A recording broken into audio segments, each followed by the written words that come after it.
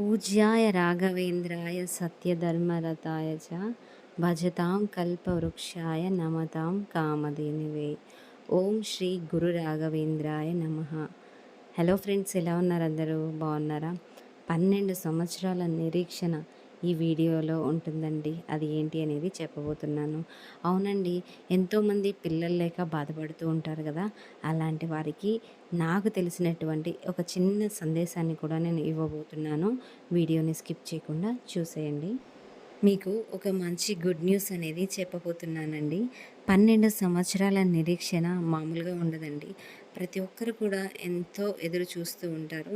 వారి వారి జీవితాల్లో తల్లి అలాగే తండ్రి కావాలనే ఆశతో. కానీ ఎంతోమందికి చాలా హోప్స్ పెట్టుకుని ఉంటారు. బాధపడుతూ ఉంటారు కదా. అలాంటి వారు అస్సలు బాధపడకండి. ఏ రోజు దేవుడు మనకు రాసి పెట్టుంటారో ఆ రోజు అనేది ఖచ్చితంగా వస్తుంది.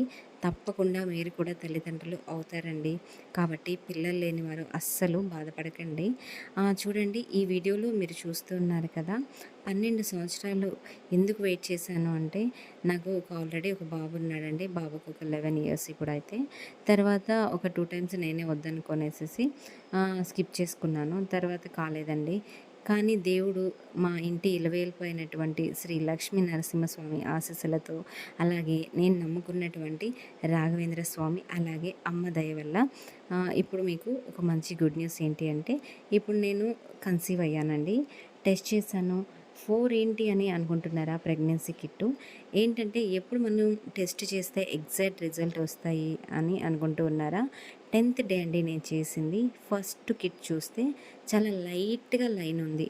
దీన్ని ఫెయింట్ లైన్ అంటారండి. ఇది మీకు నెగిటివ్ అని అస్సలు మీరు అనుకోవద్దండి.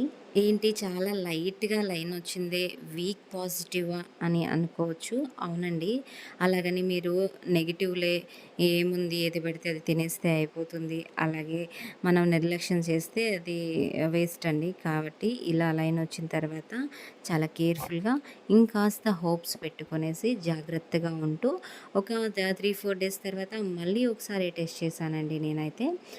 ఇప్పుడు మీరు సెకండ్ కిట్ చూస్తే, ఫస్ట్ ప్రెగ్నెన్సీ కిట్కి అలాగే సెకండ్ ప్రెగ్నెన్సీ కిట్కి మీరు లైన్ గమనించినట్లయితే ఇంకాస్త డార్క్గా ఉంది.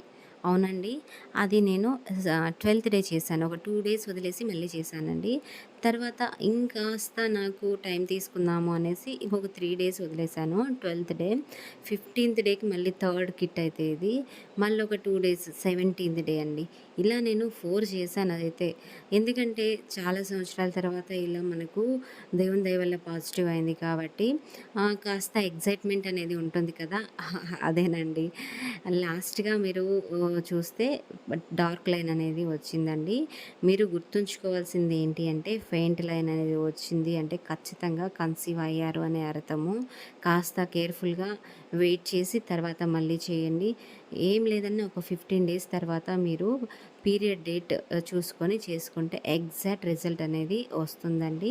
ఇది అండి ఈ రోజుటి వీడియో. మీ అందరి బ్లెస్సింగ్స్ నాకు ఉంటాయని ఆశిస్తూ మరొక వీడియోలో మళ్ళీ కలుద్దామండి. ఈ వీడియో మీకు నచ్చినట్లయితే లైక్ చేయండి, షేర్ చేయండి. ఇంకా మీకు నెక్స్ట్ ఫర్దర్గా మంచి వీడియోస్ అనేటివి అప్లోడ్ అవుతూ ఉంటాయి. ప్లీజ్ మన ఛానల్ని ఎవరైనా కొత్తగా చూస్తూ ఉంటే సబ్స్క్రైబ్ చేసుకోండి. అలాగే లక్ష్మి పుట్టాలని ఆశీర్వదించండి. థ్యాంక్ యూ అండి. Thank you so much watching this video. మరొక ఇంట్రెస్టింగ్ వీడియోతో మళ్ళీ కలుద్దాం. అంతవరకు టేక్ కేర్. Bye bye.